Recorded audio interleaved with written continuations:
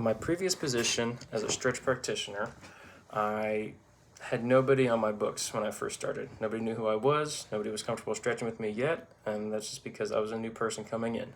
So it was my responsibility to get people on my schedule.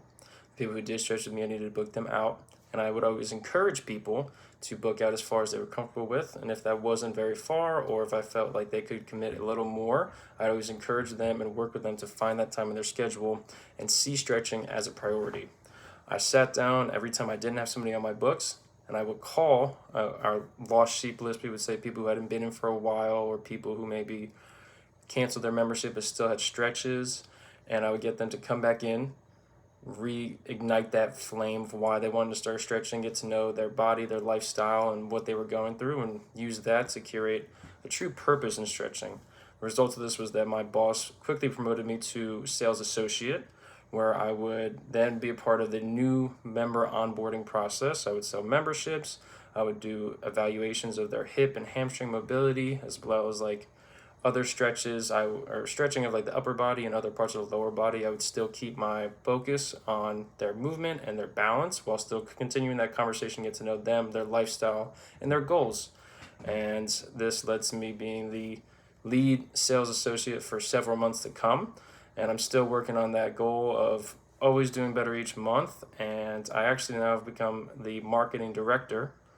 And so I set up events, I find new clientele, new demographics, and I'm always looking to find how many people I can get in the door and give the gift of stretching, as we say.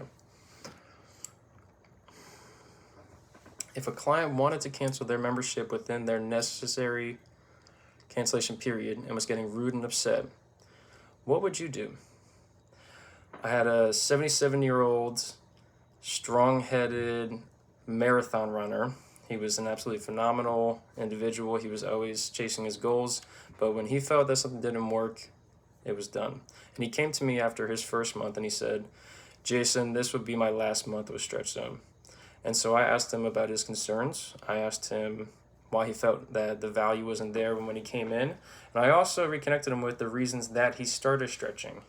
He felt that his history of training, injuries, and the way his body was feeling in the morning were bringing what he loved to an end, or to a closer end than he was willing to accept. And I played that out for him. I showed him what that would look like if he continued stretching and if he didn't.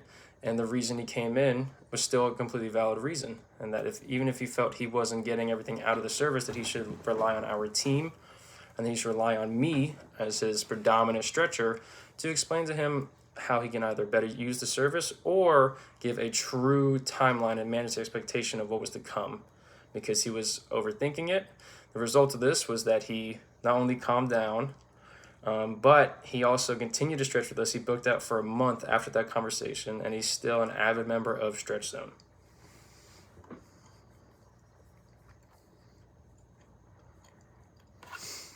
Where do you see yourself in 5 years?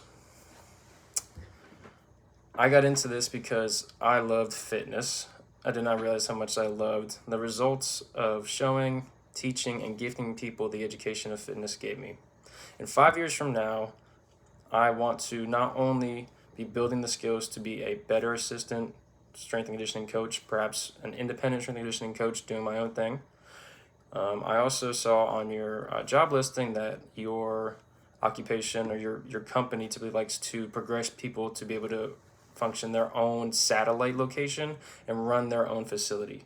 If in 5 years I'm not already doing this, I want to be leaning on my team, my colleagues, my superiors to improve on the skills or weaknesses that I'm lacking, or improve on the weaknesses that are keeping me from that goal, to attain that position, to attain that progression and get that vertical growth within the company, and see how far I can take myself within your organization.